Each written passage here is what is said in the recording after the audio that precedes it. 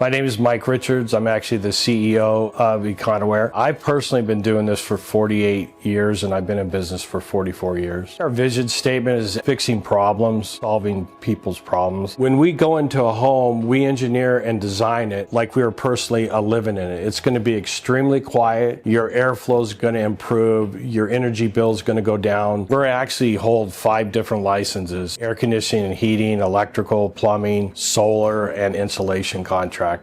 So part of getting into this industry, I remember being like a 12-year-old kid. The house was hot. It had no AC. My mom basically told my dad, I'm out of here for the summer. We don't get AC. And he got AC. So I seen what they did to make the house comfortable. I couldn't believe how great I slept at night that whole summer. That's how I got into air conditioning. My husband loves what he does. His biggest goal is to make people happy and to make people comfortable. He's really instilled in the rest of our family about how things can be improved, and we all have an expert knowledge of the HVAC industry. Working in the family business, we always try to do right by the customers. All of our employees have the same mindset, take care of the customer.